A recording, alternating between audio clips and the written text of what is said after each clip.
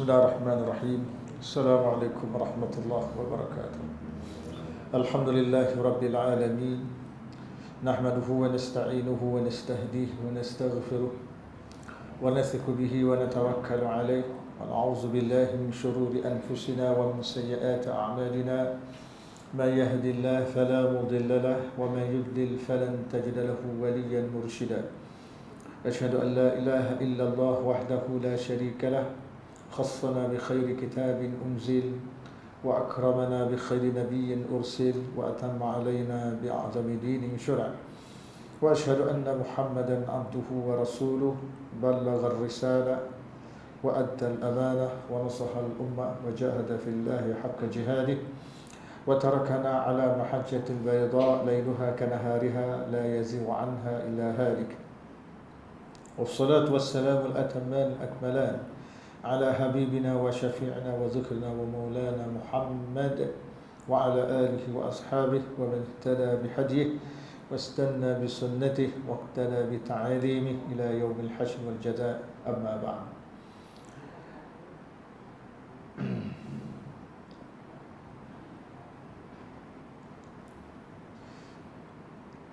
Yang dihormati Tuan Iman, Tuan Bilal, Mursi dan juga ahli-ahli jawatan kuasa masjid, para ulama, para ustaz, para pendakwah, para pencinta ilmu, hadirin hadirat, tuan-tuan puan-puan dirahmati Allah sekalian. Malam ini kita sambung lagi kuliah maghrib kita berkaitan dengan hakikat tauhid ahli sunnah wal jamaah dengan menumpukan kepada tajuk kepentingan tauhid. Kita dah masuk sikit ya. Dan saya juga secara tidak langsung menyentuh tentang kepentingan tauhid dalam kehidupan kita, terutama kehidupan orang Islam, bahkan dalam kehidupan manusia. Sebab tauhid ini satu benda yang bersifat fitrah. Yang pertama sekali, kepentingan tauhid ialah tauhid sebab Allah Ta'ala menciptakan pada makhluk. Hikmahnya supaya makhluk ini mentauhidkan Allah Ta'ala, yang disebut dalam firman Allah Ta'ala, wa ma khalaqtul jinna wal insa illa liya'budun. Dan ingatlah, aku tidak menciptakan jin dan manusia melainkan untuk mereka menyembah dan beribadah kepadaku. Jadi tujuan utama Allah Ta'ala mencipta manusia ini adalah supaya mereka menyembahnya. Jadi di sini ada sedikit huraian berkaitan huruf lam. Dan juga telah saya sebut secara tidak langsung dalam beberapa CD ceramah sebelum ini. Lam itu menimbulkan perbezaan pandangan ulama antara yang bermanhaj salaf dengan yang bermanhaj Asy'ariyah dan Maturidiyah, ya, ataupun dengan bahasa mudah dengan orang yang belajar sifat 20. Lam itu ditafsirkan oleh golongan Asy'ariyah dan Maturidiyah dengan makna lamul hikmah. Jadi apabila kita terjemah, kita kata Allah Ta'ala berfirman, aku tidak menciptakan jin dan manusia melainkan hikmahnya supaya mereka beribadah kepadaku. Pasal apa tuan-tuan? Pasal golongan Asy'ariyah dan Maturidiyah, mereka mengatakan satu konsep nama dia illah ghaiyah. Satu konsep nama dia illah ghaiyah, iaitu tidak boleh menyatakan Tuhan buat begini, tujuannya begini, tak boleh. Bagi kita tak boleh kata begitu menurut dia lah. Maknanya kita kata Tuhan buat alam, tujuan Tuhan buat alam ni untuk ini dan ini, tak boleh.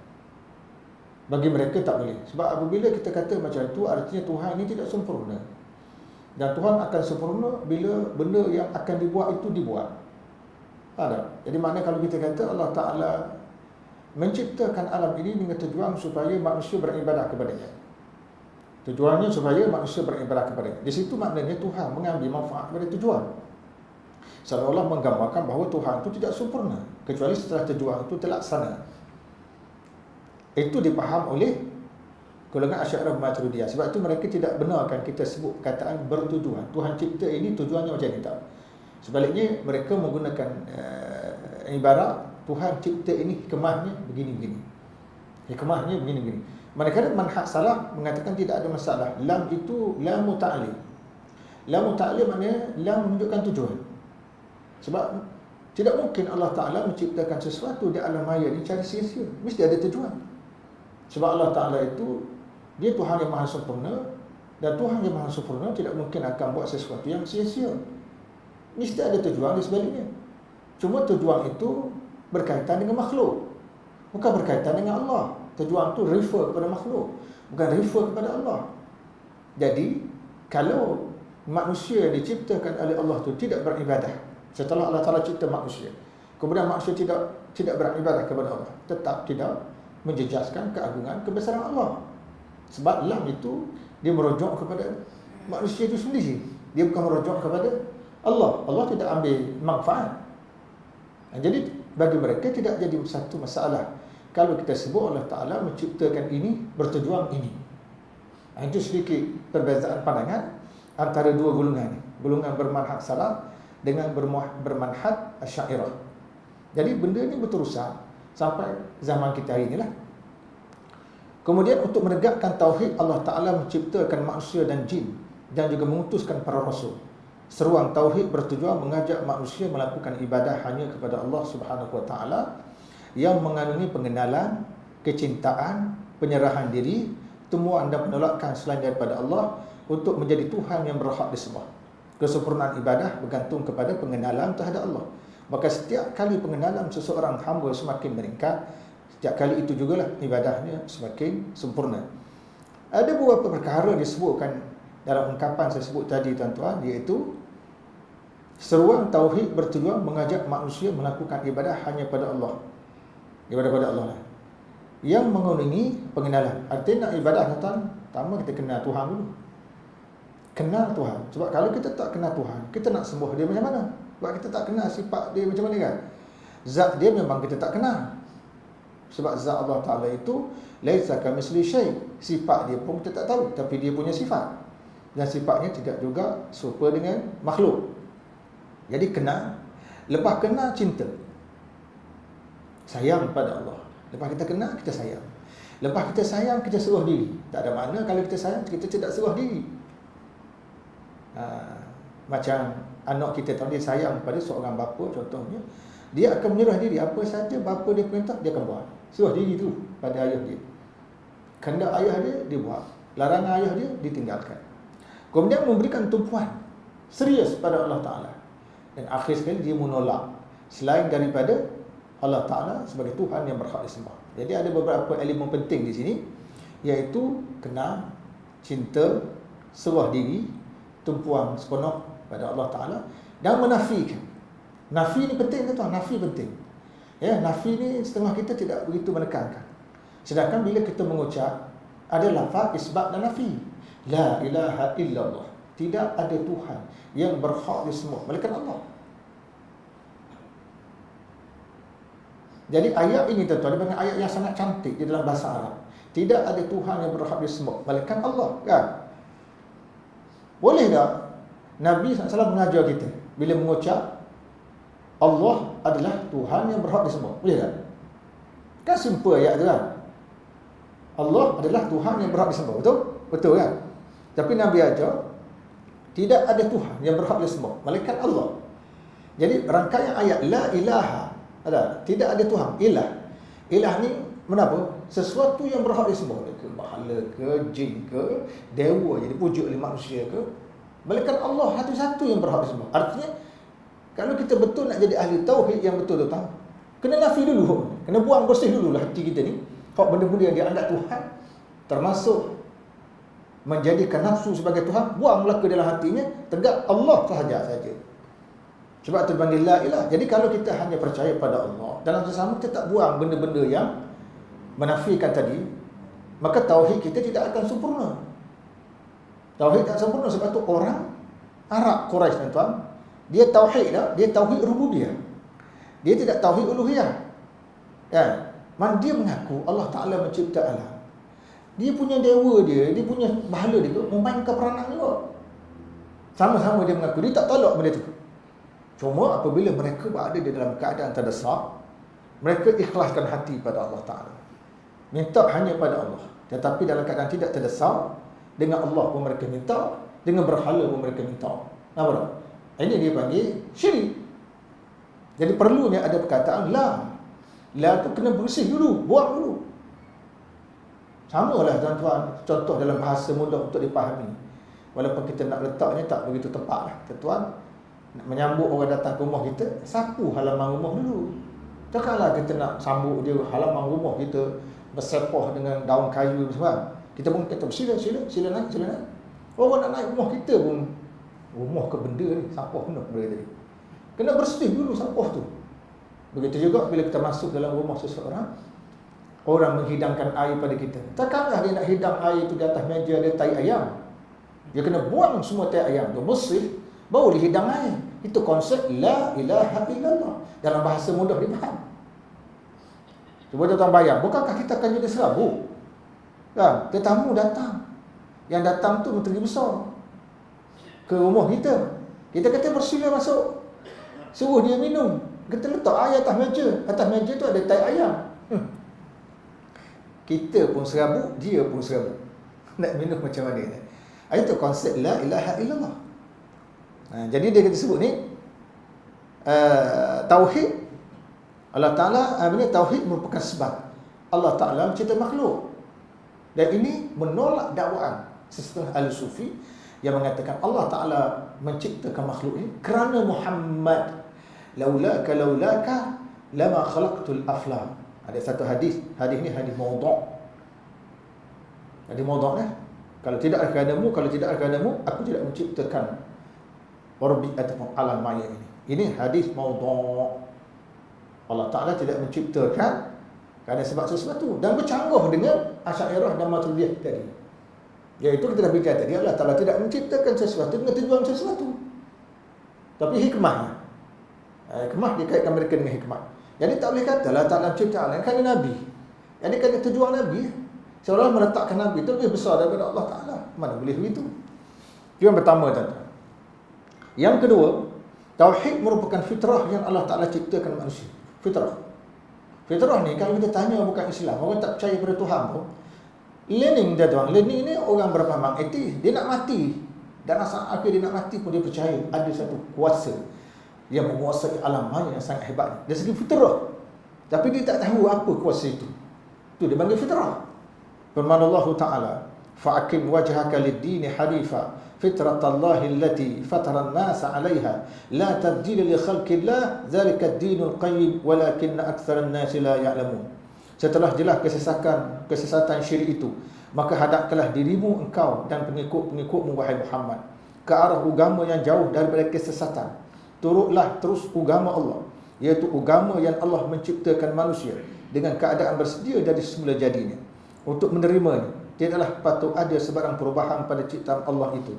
Itulah agama yang betul lurus, tetapi kebanyakan manusia tidak mengetahui. Jadi ayat ini menceritakan agama Islam itu fitrah, semula jadi manusia. Fitrah. Fitrah ni maknanya manusia ni apa-apa hal pun dia akan mengatakan, walaupun dia tak percaya pada Tuhan, sampai satu ketika dia kritikal, dia akan kata mesti ada satu kuasa yang lebih hebat dan dia segala-galanya bagi dunia ini. Maksud hadapkanlah dirimu engkau dan pengikutmu wahai Muhammad ke arah agama yang jauh dari kesesatan ialah iman, Islam dan juga ihsan. Orang Islam dituntut supaya menghadapkan hati, qasad dan badan kepada menegakkan syariat agama yang zahir seperti solat, zakat, puasa, haji dan lain-lain, dan juga syariat yang batin iaitu cinta, takut, harap, menyerah diri dan melaksanakan dengan baik syariat zahir dan juga batin tersebut. Orang Islam dituntut supaya menyembah Allah seolah-olah mereka melihat Allah, dan jika mereka tidak dapat melihat Allah, Allah tetap melihat mereka. Hal ini kerana menghadap dengan muka merupakan ikutan kepada menghadap dengan hati kepada Allah Ta'ala. Artinya pada masa kita solat, proses menghadap berlaku dalam dua bentuk. Satu, menghadap batin, hati kita fokus. Yang kedua, kita punya badan zahir kita menghadap Allah. Badan zahir kita tu menghadap Allah. Jadi timbul sari dua ni, isu dah bila kita sembahyang kita menghadap Allah. Dia menghadap Allah, menghadap macam mana pula? Jadi isu.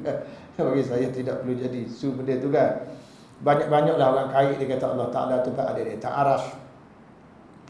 Kemudian ada ayat wa huwa ma'akum aina ma kuntum, di mana kamu berada. Dia bersama kamu di mana kamu berada. Lepas tu dia bersama kita pula masa kita menghadap ni. Jadi dia nak cerita banyak rentetan tu. Allah Ta'ala itu berada tinggi di atas arasy. Macam mana nak selaraskan? Ada ayat kata dah dia berada tinggi di atas arasy. Kenapa pula dia kata dia bersama kamu di mana juga kamu berada? Mungkin dia dekat dengan kita. Jadi dia kata berada di atas arasy. Lagu mana kita nak selaras dengan benda tu lah. Sekejap dia kata bila kita sembahyang, dia duduk depan kita. Macam mana itu? Macam mana tu? Jadi sebahagian ulama dia tafsir, betul lah Allah Ta'ala itu berada tinggi di atas arasy yang layak baginya, tidak dikait dengan sifat-sifat tertentu. Dia bersama kita dengan ilmu dia. Kemudian bila kita sembahyang, berada depan kita dengan taufik dan hidayah dia, bukan dengan zat dia. Dia tetap berada tinggi di atas arasy yang layak baginya. Dia mudah je nak faham tu. Tapi bila kita tak memahami secara mendalam, maka kita akan jadi isu lah. Nak selaras macam mana? Nak selaras macam mana? Antara dia sebut oleh Syekh Muhammad Said Ramadan Buti, yang buku dia saya terjemah dalam kitab Kubra Yakiniyah, dia sebut itu. Macam mana nak selaras? Antara dia katakan Tuhan beristiwa di atas arah dengan Tuhan bersama kamu di mana kamu berada. Bukankah Nabi sebut, Nabi ketika berada dalam gua apa ni? Gua Sur, kan? Bersama dengan Abu Bakar, Nabi kata, la taqaf wa la tahzan, innallaha ma'ana. Jangan takut, jangan sedih, Allah bersama dengan kami. Apa makna itu? Kalau kita rujuk dalam kitab Safwatut Tafasir, dia mengatakan Allah bersama kami dari sudut apa? At-ta'yid wan nasr. Tuhan menyokong kita. Dari sudut sokongan, Tuhan tu ada bersama kita. Dari sudut bantuan, Tuhan tu ada bersama dengan kita. Bukan zat dia tu ada bersama dengan kita. Itu disebut dalam kitab Safwatut Tafasir. Itu dipanggil tafsir. Sebab tu salah tuan, dia tidak membenarkan takwil, tetapi dia ada satu konsep nama dia tafsir. Sebab tu Imam Tabari dia sebut istilah dalam kitab tafsir dia, Jami'ul Bayan fi tafsir Al-Quran. Dia kata qala ahli ta'wil, berkata ahli ta'wil. Apa makna kata-kata dia tu? Ta'wil menurut Imam Tabari ialah tafsir, bukan ta'wil yang biasa dipakai dalam Asy'ariyah dan Maturidiyah, tidak. Yang ketiga, tauhid merupakan titik tolak perjanjian Allah Subhanahu wa taala dengan anak cucu Nabi Adam alaihi salam. Perjanjian kita sewaktu berada dalam alam roh dengan Allah Subhanahu wa taala. Wa id akhadha rabbuka min bani adama min zuhurihim zurriyyatahum wa ashhadahum ala anfusihim alastu bi rabbikum qalu bala shahidna an taqulu yawmal qiyamati inna kunna an hadza ghafilin. Dan ingatlah wahai Muhammad, ketika Tuhanmu mengeluarkan zuriat anak-anak Adam turun-temurun dari tulang belakang mereka, dan ia jadikan mereka saksi terhadap diri mereka sendiri, sambil ia bertanya dengan firman, bukankah aku Tuhan kamu? Mereka semua menjawab, benar. Engkaulah Tuhan kami, kami menjadi saksi yang demikian supaya kamu tidak berkata pada hari kiamat kelak, sesungguhnya kami adalah lalai, tidak diberi peringatan tentang hakikat tauhid ini. Al-A'raf ayat 172. Yang ketiga, tauhid titik tolak janjiannya. Cuma tuan-tuan, menarik perhatian kita di sini ada satu perkataan, alastu bi rabbikum, bukankah aku Tuhan kamu? Jadi isu pula. Isu apa? Dia kata tidak ada tauhid uluhiyah. Tauhid uluhiyah itu tidak ada. Yang ada tauhid rububiyah. Sebab apa? Dalam ayat ini Allah Ta'ala, alastu bi rabbikum. Allah Ta'ala tak kata alastu ilahakum. Bukankah aku ilah kamu? Tapi Tuhan kata bukankah aku Rabb kamu? Apa beza Rabb dengan ilah? Qul a'udzu bi rabbin nas, malikin nas, ilahin nas. Itu dah berapa kali saya sebut. Rabb dengan ilah lain. Ilah Tuhan berasa semua. Rabb ni Tuhan yang menciptakan alam. Dua benda yang berbeza. Jadi Tuhan kata alastu bi rabbikum. Jadi tuan-tuan, di sini Allah Ta'ala tanya dalam bentuk persaksian dan perkakuan, bukankah aku ni Tuhan kamu? Maka dengan penyaksian seperti ini, apakah kita dikira sudah menjadi orang beriman? Persaksian ini berlaku di alam roh. Maka dengan sebab kita kata begitu, adakah kita sebelum lahir kita sudah dikatakan beriman? Lepas kita lahir pun kita terus beriman, tak payah mengucap. Nanti kita mati kita boleh masuk surga. Sebab apa? Dah kita mengaku dah ni kan, dalam alam roh tu, alastu bi rabbikum qalu bala. Kita dah jawab ya. Dah. Sebab Rabb dia lain, perkataan ilah lain. Kita mengaku dia Tuhan, satu perakuan Allah Ta'ala itu sebagai Tuhan mencipta alam, berhak disembah. Tapi praktikal kepada itu belum berlaku. Maka itu belum menjadi kita orang beriman. Walaupun perakuan di alam roh itu, perakuan itu dia panggil apa? perjanjian kita dengan Allah Ta'ala untuk menyembah dia nanti telah diciptakan kita dalam fizikal. Boleh faham ya? Dalam bentuk fizikal. Nanti diciptakan baru kita sembah dia. Itu bagi perjanjian, pengenalan, perakuan. Dan itu tidak menjadikan kita orang beriman. Kalau tidak, Allah tak payah mengucap lah. Ya, orang-orang kafir yang mati kat negara kita ni, dia orang beriman lah. Sebab dalam roh dulu dia mengaku sebagai Tuhan. Tak payahlah kita beza-bezakan kubur. Ada kubur Kristian, ada kubur Hindu, kubur. Tak ada, semua orang beriman belaka lah tu. Tidak begitu. Sebab bila orang tu dilahirkan, nak menilai orang tu beriman, ada beberapa perkara. Ada mengaitkan dengan keturunan. Kalau ayah dia orang beriman, maka budak tu dihukumkan orang beriman. Kalau dia tu daripada orang tidak beriman, nak menilai dia beriman dan beriman, dia mesti mengucap syahadu an la ilaha illallah Muhammadur Rasulullah. Di mana ucapan tu tidak boleh separuh-separuh. Tak boleh syahadu an full stop. Lepas tu berhenti main bola sepak tu. 2 hari kemudian mari pula syahadu Muhammadur Rasulullah. Jeng-jeng. Cara mengucap macam tu. Dia nak straight. Asyhadu an la ilaha illallah wa asyhadu anna Muhammadar Rasulullah. Baru sah. Jangan pula asyhadu an la ilaha illallah sekejap ni, makan mi kejap ni, lapar perut kan. Bukan begitu, itu cara itu tak kena cara gitu. Dalam ayat di atas Allah Taala memberitahu dia telah mengeluarkan anak Adam daripada sulbi Nabi Adam dalam keadaan memperakui iqrar yang Allah Taala itu adalah Tuhan dan pemilik mereka yang arti kata sebenar. Tidak ada Tuhan yang berhak disembah sebenar melainkan Allah. Dan saya dulu dah sebut tuan-tuan, Iblis bila dia memperdayakan seorang anak Adam, siapa anak Adam tu kafir, Iblis kata, "Inni akhafullah rabbal alamin." Aku takut pada Tuhan sekalian alam. Dan Iblis ahli tauhid lah. Sebab dia kata aku takut pada Tuhan sekalian. Dia bukankah dia iktiraf Allah tu Tuhan sekalian alam. Maka Iblis jadi orang beriman lah. Tahu? Sebab dia tak patuh, dia tak akur kepada perintah Tuhan. Dia mengaku Tuhan mencipta alam, tapi dia tidak sembah. Sembah ni saya dah sebut tuan-tuan. Sembah ni apa? Salah satu sembah ni ikut. Sembah ni bukan rokok dan sujud saja. Ikut. Sebab itu kita tengok orang munafik di belakang Nabi di Madinah, mereka rokok dan sujud. Mereka rokok dan sujud di belakang Nabi dalam sembahyang lah. Mereka ikut tak syariat Allah? Tak ikut. Mereka tidak ikut. Bila tidak ikut, tak boleh kita kata dia orang beriman. Orang munafik tu. Orang munafik boh. Hebat tak hebat orang munafik? Jauh lah dengan kita. Pertama dia jumpa Nabi. Orang munafik zaman Nabi tu dia jumpa Nabi. Tengok muka Nabi, bercakap dengan Nabi. Ambil peluang untuk boikot Nabi. Ambil peluang untuk perang Nabi. Pokok munafik. Ambil peluang tarik tentera dalam perang Uhud. Daripada 1000 jadi 700 orang, 300 orang. Orang munafik punya kerja. Sembahyang belakang Nabi.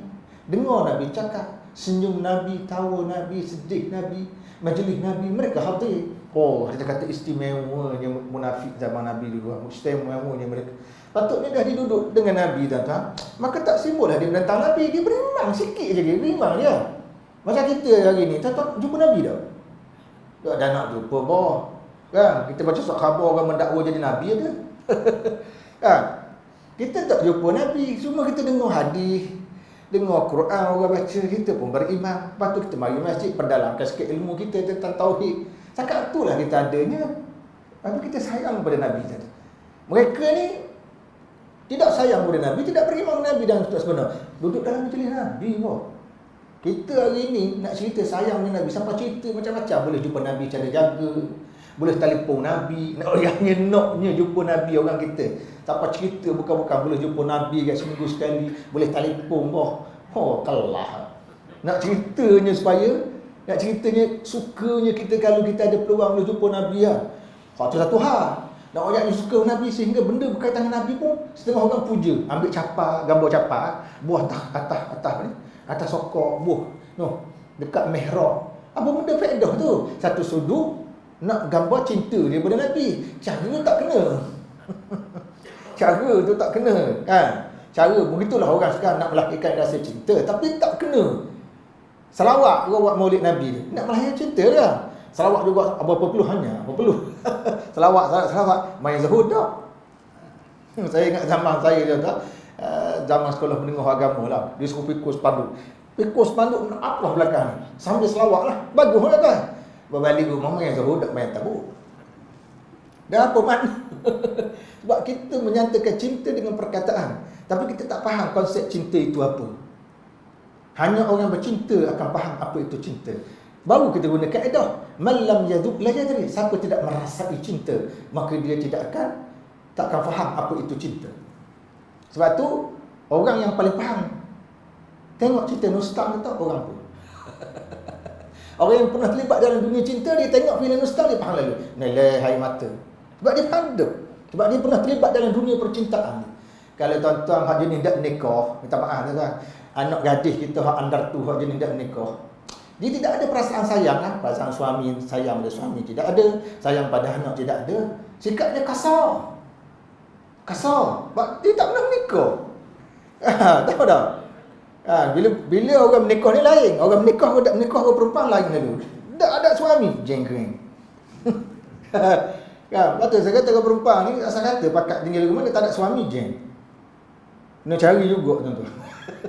Baru sempurna hidup, baru reti tinggi rendah langit itu. Kena menikah juga orang perempuan ni lah. Yang keempat, kemudian yang keempat, tauhid merupakan seruan yang dilakukan oleh semua rasul. Semua rasul-rasul mari tuan-tuan ajak manusia sembah Allah je. Mungkin tuan-tuan kata, Allah, rasul-rasul ni simple je tugas, aku boleh buat. Aduh. Dah, tuan-tuan pergi jumpa apa tuan-tuan sekarang dah sembahlah bahala ni. Ni bahala tuan-tuan sembah dia tak pakai belaka. Tak memberi manfaat, tak guna. Sembah Allah yang memberi hari-hari beri nikmat pada tuan-tuan. Rezeki dia bagi, tu bagi. Nak cakap macam tu je. Kalau setengah orang tak ada kerja lain, simple je. Tugas ni sekadar mengajak masyarakat menyembah Allah je. Bukan buat projek ekonomi negara. Kita cakap macam tu tuan. Nabi diperintahkan oleh Allah. Diperintah oleh Allah buat macam tu, ajak masyarakat mentauhidkan Allah. Dalam keadaan masyarakat dah semua bahala ribu tahun tuan. Bukan perkara senang. Dia tak perkara senang. Macam tuan-tuan datang kuasa masjid. Saya pun jadi pengurusi masjid, saya tahu payah tuan. Nak tarik orang datang ke masjid ni payah. Nak tarik orang datang ke masjid tuan, payah. Nak tarik orang datang ke pesta mudah. Ya, cuba tuan-tuan buat satu pembaharuan dalam masjid. Siapa datang masjid, selipar dia mesti letak dan menghadap ke depan. Tahu tak? Kan kita selipar kan bahan sekali. Selipar gini-gini kan. Selipar tu mesti, siapa datang mesti letak gini. Supaya bila dia turun tu, terus letak kaki selipar, jalan. Tuan-tuan nak ubah ruang tu, mesti tuan-tuan akan dikritik. Benda selipar jadi isu, kau pada aku nak letak macam mana pun. Nak letak atas udara, atas kereta, bawah kereta pun. Ada buat suruh buat macam tu. Padahal kita buat satu sistem. Jadi kita sudah sembahyang, turun letak selipar tu bukan senang. Tidaklah kita cari-cari kan. Mana selipar tu? Aku rasa kat ni. Pasal budak-budak sepak selipar kita. Membah ruang bak selipar pun. Jeng dah datang. Kalau kat negeri saya tuan-tuan, tegur. Orang tegur. Saya tak dulu. Datuk Al-Bakri, Zulkifli Bakri ni, mula-mula dibalik daripada Madinah. Dia balik ni semangat lah. Mengajar. Dia tegur orang baca tarahim kuat menggunakan speaker. Sebelum subuh kan? Dia tegur lah. Bila dia tegur, oleh jemaah dengar senyap. Lepas tu, tak buat. 2-3 hari tak buat. Tak ada tarahim. Sampai waktu subuh, azan. Semayang kan? 3 hari je pun bertahan. 3 hari je bertahan. Lepas tu, hidup semula. Sebab orang kritik dia. Ini amalan turun-temurun yang kami buat, tak ada orang kritik pun. Mari balik dia kata bid'ah. Buat semula Bukan senang tuan-tuan nak buat satu perubahan, tahu tak? Itu bukan soal tauhid, tu buat suara kuat, suara slow guna speaker.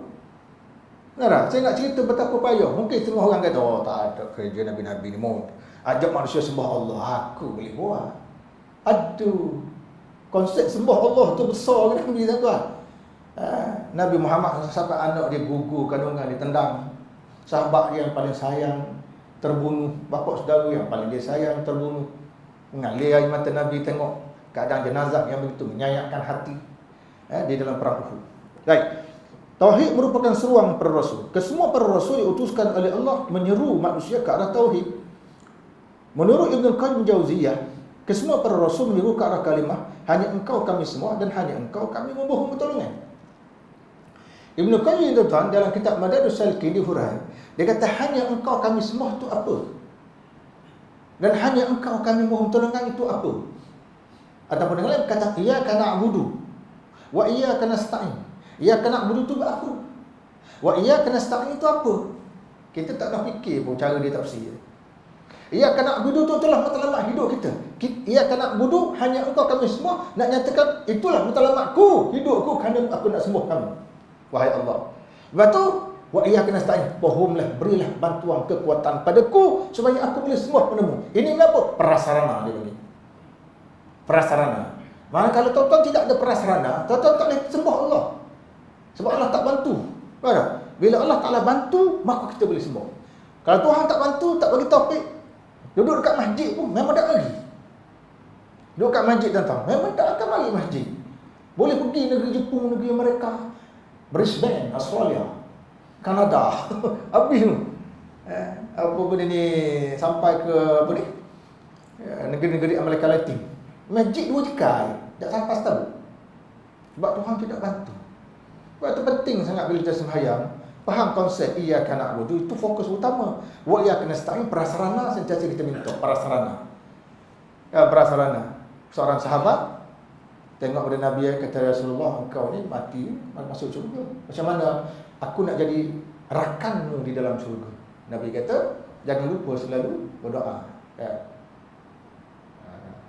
Antara doa yang Nabi ajar, Allahumma inna ala zikr wa syukr wa husni ibadatik. Ya, kemudian Nabi ajar sama sahabat, a'inni bi kasratis sujud. Nabi kata, banyakkan sujud. Kenapa? Nabi beri prasarana. Nabi tak kata, oh aku Nabi, tecah je. Aku kalau kamu mati, aku minta Allah Ta'ala masuk kamu syurga terus lah. Tak payah susah-susah ibadat ni. Aku Nabi dah kan, beres kok. Mana ada gitu. Nabi suruh sujud, Nabi suruh pegang prasarana tu. Untuk mencapai satu matlamat, prasarana mesti ada. Maka kita kena minta prasarana. Tahu tak prasarana ni datang ke? Prasarana, tahu tak prasarana? Pada mula sepak, jalan raya, prasarana tu dia panggil. Itu dia panggil prasarana, istilah canggih sikit. Dia panggil istilah Dewan Bahasa dan Pustaka. Prasarana dia panggil. Alat untuk kita beribadah. Alat dia kena minta tolong dengan Allah. Nak bentuk pasukan bola sepak, mesti ada alat untuk memaju pasukan tu. Mesti ada jurulatih, mesti ada padang, mesti ada stadium. Itu dia panggil prasarana. Nak mencapai satu objektif. Saya pun tak tahu tu kok bahasa tinggi sangat. Bahasa dah. Kan? Bahasa tuan-tuan boleh faham dah. Prasarana ni bukan bahasa Inggeris. Bahasa siang pun bukan. Facility Ustaz. Facility. Dalam bahasa Inggeris lah tu facility. Okey, terima kasih. Semua para rasul diutuskan oleh Allah menyeru manusia ke arah tauhid. Menurut Ibn Qayyim, 2 batang ketan tadilah, kesemua para rasul menyeru ke arah kalimah, hanya engkau kami semua dan hanya engkau kami mohon pertolongan. Mereka semua menyuruh ke arah mentauhidkan Allah dan mengikhlaskan ibadah kerananya. Daripada awal sehingga akhir. Masa kita baca tentang iyyaka na'budu wa iyyaka nasta'in, iyyaka na'budu, iyyaka na'budu wa iyyaka nasta'in. Dia keluar perkataan tu dulu, iyyaka na'budu. Sebab apa dia tak kata na'budu iyyaka wa nasta'in iyyaka? Pasal apa pula kok bahasa Arab? Main dua patah betul. Sebab tuan-tuan, bila dia sebut iyyaka na'budu, hanya engkau kami sembah, hanya engkau kami pertolongan.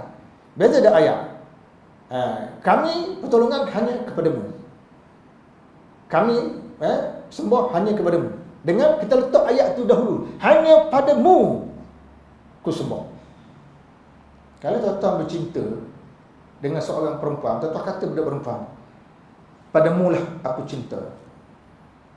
Mana kuat dengan ku cinta hanya padamu. Dalam bahasa Arab kata, bila dia kata iyyaka tu, itu ayat yang paling kelas, paling mantap. Tidak ada keliru dalam semua ayat tu. Ayat dari segi susunan ayat tu, iyyaka tu. Sebab tu baca iyyaka masa sembahyang tu biar betul. Ia kena ada tasydid. Sebab tu Imam Nawawi kata, siapa baca tidak ada tasydid, sembahyangnya tak sah. Sebab dia berubah makna. Iyyaka na'budu. Iyyaka, bukan iyyaka, lain. Ada 2 patah kata. Satu iyyaka. Satu, iyyaka. Dua, lain. Iyyaka maknanya beware. Beware apa? Ha? Berhati-hati. Ya. Kalau iyyaka, hanya kepadamu. Iyyaka na'budu, hanya padamu kami sembah. Kalau iyyaka na'budu, awas. Jadi awas, engkau bukan Tuhan yang berhak disembah. Jeng-jeng. Faham? Beza. Sebab tu antara tasyrik dengan tidak ada tasyrik. Kemudian mereka semua menyeru ke arah mentauhidkan Allah dan mengikhlaskan ibadah kerananya daripada awal sehingga akhir. Ini satu benda yang tuan payah. Bila sebut tauhid pada Allah, tauhid ini akan berkuat kuasa tuan bila ada orang yang memperjuangkan. Sebab tu Nabi ni dia kerja, Allah Ta'ala lantik Rasul, Allah Ta'ala suruh pergi berjuang. Berjuang beri masyarakat, katakan begini. Sebab kalau Nabi-Nabi ni tuan, dia tidak berjuang, tauhid tidak akan tegak. Jadi begitulah kita dapat bayangkan susahnya kehidupan Nabi dan Rasul ketika dia berjuang mengajak masyarakat mentauhidkan Allah. Susahnya tak, nak kena bunuh lah, dituduh gila lah. Lihat apa berlaku dengan Nabi Nuh, Nabi Hud. Nabi Nuh dituduh gila, sesat, pemecah belah masyarakat. Nabi Hud pun kalau tuan baca kisah ni, sebab saya baca kisah ni, lebih kurang sama nada. Dia tuduh gila, pemecah belah masyarakat, sesat oleh masyarakat pada zamannya. Orang yang menuduh ni siapa tuan? Ahli politik pada zamannya. Oh, bukan, jangan kata ahli politik ini. Ahli politik lah, sebab ahli politik ni dia ada kepentingan. Dia ada kepentingan. Kan ahli politik zaman dulu macam Nabi dia bawa dakwah di Kota Mekah tuan. Antara yang menentang dakwah Nabi ahli politik. Ahli politik Kota Mekah tu. Antara ahli politik termuda ialah apa dia? Abu Lahab. Abu Lahab bapa saudara dia sebelah ibu. Pasal apa? Pasal ada kepentingan perniagaan patung tu. Patung bahala tu kan, dia ada saham. Orang panggil share ya. Jadi kalau patung tu dimusnahkan datang, dia nak berniaga apa? Dia kena ada saham. Sebab tu dia bertahan bermati-matian. Dia kata ini warisi, ini warisan. Warisan nenek moyang yang perlu dipertahankan bermati-matian. Sebab tu dia akan bertahan. Jadi bila kita nak buat tegakkan Islam datang, kita kena tegakkan bersungguh, dia lawan bersungguh. Maka pada masa itu Tuhan menentukan siapa yang akan berjaya. Jadi tauhid itu dia bukan sebarang. Tauhid dia kena tegak sungguh. Tauhidnya. Bukan lepas ngajar, macam saya tengok orang Melayu zaman dulu, orang putih masuk Islam. Bila mengucap tak ada apa orang putih. Orang putih tu ngaji Quran. Dan kita tidak hurai konsep Islam tu apa ke benda. Sedangkan saya tengok tuan-tuan, bekas adik Perdana Menteri, Perdana Menteri Britain, Tony Blair, adik perempuan kan masuk Islam. Kita tengok dia punya cerita dia masuk Islam macam mana. Kan? Dia baca kitab tafsir, lepas tu dia faham, lepas tu dia masuk Islam. Ini kesedaran yang berlaku pada masyarakat Eropah. Kita orang Melayu tak sampai tahap tu. Saya tengok zaman 70-an, 80-an duk tekan kat duit je dah. Panjang, panjang, pendek, panjang dulu. Sakat duit. Jadi budak tu tak sempat nak pergi kepada tafsir Quran. Jadi kita era, kalau dia Terengganu tuan-tuan, era akhir 70-an, 78, tahun 1978 dan ke atas. Jemaah saya sebut, Tok Guru Ajadi dia balik ke Terengganu, dia mula mengajar tafsir. Bila dia mengajar tafsir tuan-tuan, jadi ramai orang pergi, beribu, lepas tu jadi berpuluh ribu. Saya dululah masa dia muda, masa dia gagah dengan suara yang garang dan kasar masa tu, dia ceramah tu jadi. Sebab kita melihat apa yang diajar ni satu benda baru. Satu benda baru selama ni tuan-tuan. Kita tidak pernah diajar tafsir tu. Yang diajar baca Quran. Baca Quran, habis baca Quran, habis. Tak ada dia. Jadi bila kamu tanya habis dah ngaji? Habis dah ngaji. Bukan habis tafsir. Sebab tu sampai bila macam tu, kita tak faham kitab, surat tu tak. Kitab Quran tu surat yang Allah Ta'ala utuh pada kita. Jadi kita hanya betul bacaan surat tu. Kita tak faham isi surat tu. Faham tak? Macam tak? Seorang anak atau surat kepada ayah menyatakan dia sedang belajar di Kuala Lumpur. Ayah pun baca ke hadapan ayah pun. Sebelum aku sebelum aku menulis ni, aku menyusun jari 10. Kalau kataku ni mengganggu perasaanmu. Dia tulis ayah dia. Ya. Dia pun cerita, saya sekarang berada di Kelah gini-gini. Pensyarah saya gini-gini. Dan kita baca kan, tuan-tuan masa baca surat tu kita raih makhraj huruf ke kita raih cerita dia. Cerita anak kita tu lah. Cerita, kita pun buat kesimpulan. Lepas baca senyum. Pasal apa? Anak kita masuk universiti, dia masuk, dia layan dengan baik, dia ada kawan-kawan, dia dapat mengikuti kelas dengan baik. Itu kesimpulannya. Yang kita dapat faham. Pasal apa? Pasal kita faham Quran tu. Ada tak tuan-tuan bila anak kita atas surat, kita duduk betul makhluk je. Kepada ayahku. Salam sejahtera. Saya berada di dalam keadaan baik setelah saya tiba di Kuala Lumpur. Kuala Lumpur. Betul sikit huruf. Kuala Lumpur. Pumpur. Faham tak? Ada gitu? Tak ada kan? Ya, kita faham surat tu. Itulah Quran. Maknanya sekarang fokus Melayu kita duk panggil hak tu lah. Wallazina. Bukan gitu. Wallazi. Dah ni tebal. Hak tu satu bentuk. Betul dah. Selepas daripada tu kena pergi satu tahap lagi. Belajar tafsir. Jadi sekarang ni tu alhamdulillah mana-mana masjid ada tafsir. Tafsir ni nak suruh faham kitab kita tu lah. Nak suruh tu kita faham. Bila kita faham, jelas. Nampak lalu hal itu juga dia. Firman Allah Ta'ala. Nak habis masa dah. Firman Allah Ta'ala. Dia menceritakan tentang Nabi Nuh yang pernah berkata, Ya qaumi ibudullah ma lakum min ilahin ghairuh. Inni akhafu alaikum azab yawmin azim. Wahai Tuhanku, wahai kaumku, sembahlah kamu akan Allah. Sebenarnya tidak ada Tuhan bagi kamu selain daripadanya. Sesungguhnya aku bimbang kamu akan ditimpa azab pada hari yang besar, hari kiamat. Surah Al-A'raf ayat 59. Apa yang menarik perhatian kita dalam ayat ni? Min ilah. Dia kata, ya qaumi u'budullah ma lakum min ilah. Dia tak kata min rabb. Ma lakum min rabb ghairuh.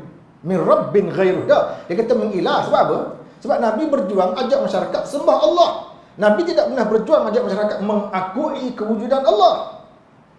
Sebab orang masyarakat Nabi Nuh, masyarakat Nabi Hud sampai masyarakat Nabi kita Muhammad memperakui Tuhan itu sudah wujud.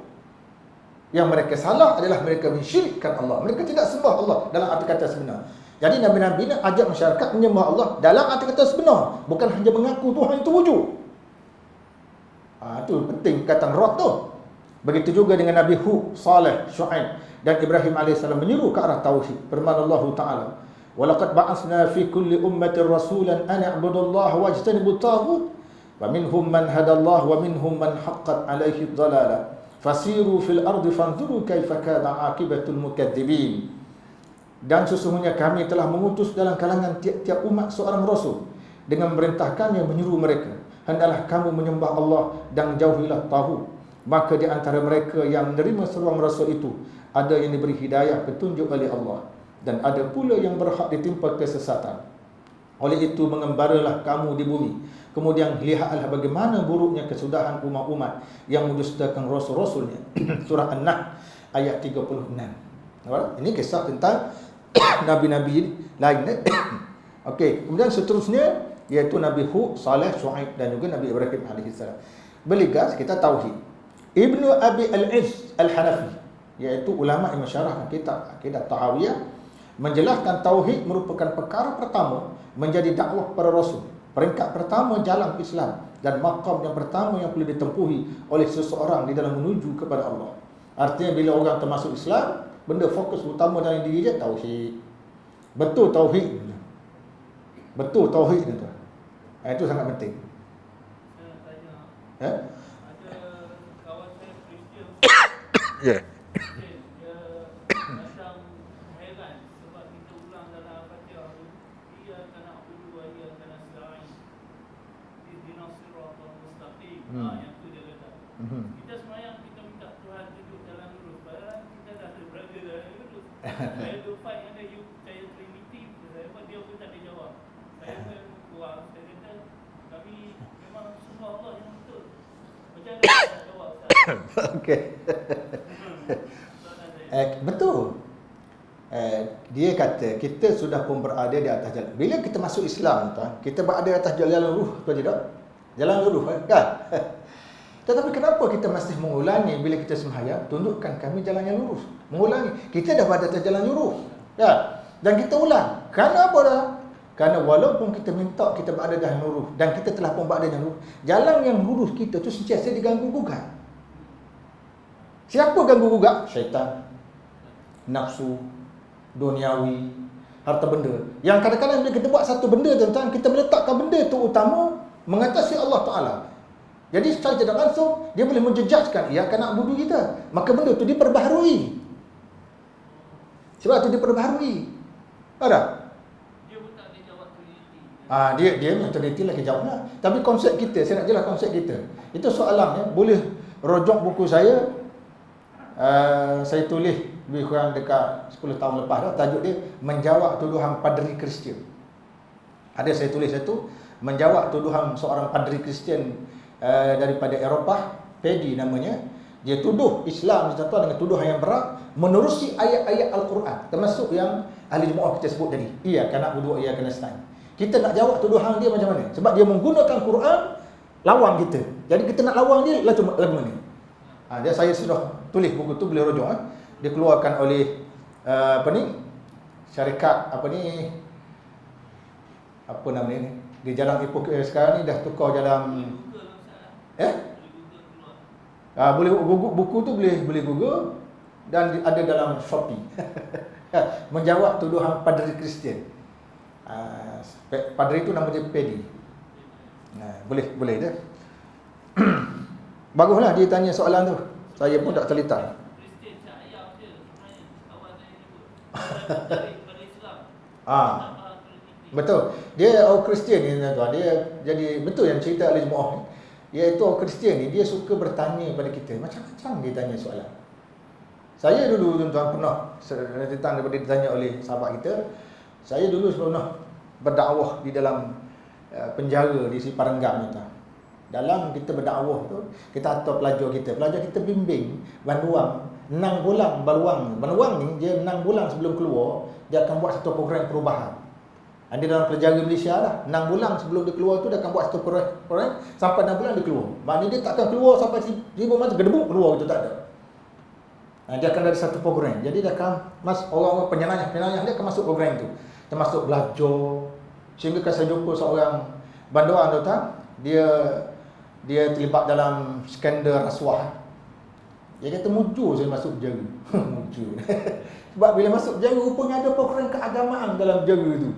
Patut masuk lama tu. Ada program keagamaan. Jadi salah satu program tu dihadiri oleh seorang gangster Cina. Gangster Cina perempuan. Masuk dalam tu.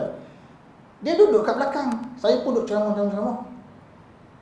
Macam tuan kata, saudara kata, dia ada hasrat, dia masuk tu pasal dia nak dengar Islam, dia ada hasrat, dia tertarik dengan Islam. Lama duduk dalam tu. Dia gangster. Lepas tu dia, bila saya sudah, dia mari dan duduk cakap, Cina perempuan. Dia kata saya nak masuk Islam. Belum masuk Islam, tapi saya nak belajar sikit lah tentang Islam. Jadi dia tanya banyak benda dia tanya. Dia tak macam kita orang Melayu kita tak tanya dah. Makan kepuk lekor gitu je. Dia tanya, dia kata Allah Ta'ala itu Tuhan yang maha berkuasa. Tetapi bila kita ni sakit, kenapa dia tak datang kat kita? Bukankah dia itu penyayang? Kenapa dia sendiri itu tak datang kat kita, merawat kita? Kan dia Tuhan penyayang kan? Nak jawab lagu mana bro? Soalan ni bro rasa payah nak jawab ni. Ni bukan soalan SPM ni. Ya, Cina tu tanya, apa dia tak mari datang kat kita? Kan dia tu maha penyayang. Bismillahirrahmanirrahim. Tuhan maha pemurah lagi maha pengasihan ni. Ada pemurah pasal dia tak datang kat kita? Patut dia mari sendirilah merawat kita, memberi hidayah kepada kita. Nak jawab macam mana tuan-tuan? Macam mana nak jawab? Cara nak menjawab ni lah selepas azan. Okey, kita ambil masa sikit lagi. Saya nak menjawab soalan. Sebenarnya itulah dulu saya dah sebut dah jawapan tu. Bila dia tanya begitu tuan-tuan, saya tanya balik dia. Sebab kita nak pastikan dia faham atau tidak apa yang dia tanya.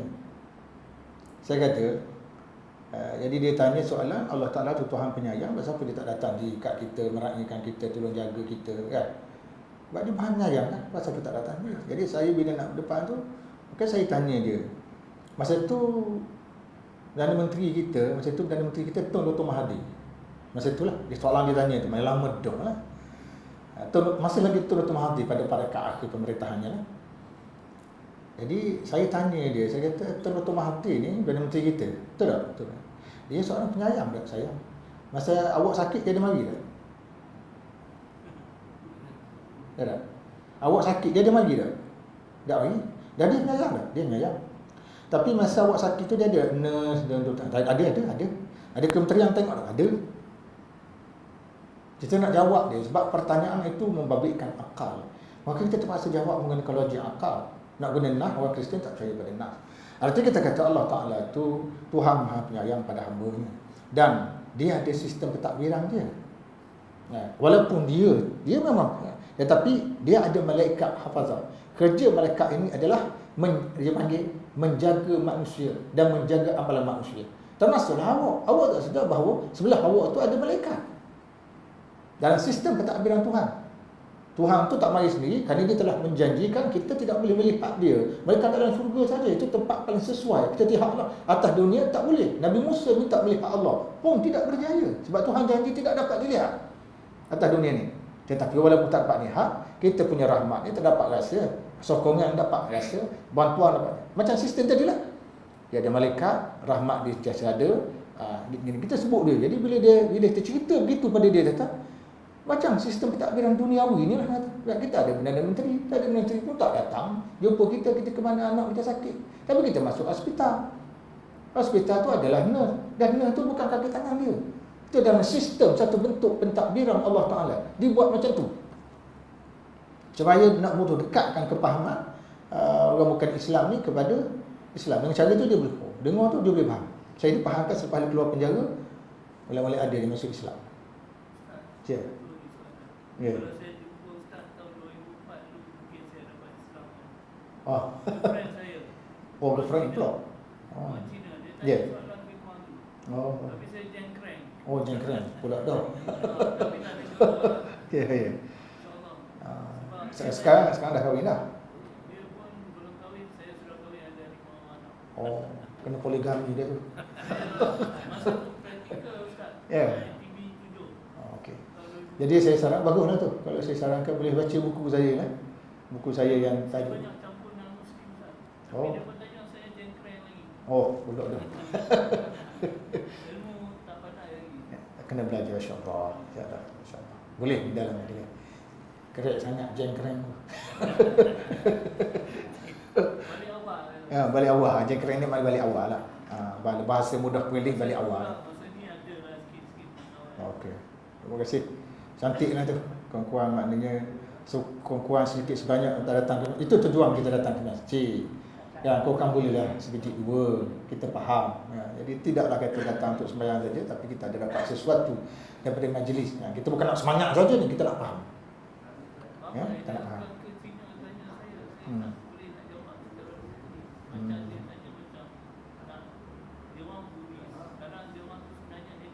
Hmm. Tahu. Ya. Ya. Bagus lah. Dia tinggal di mana?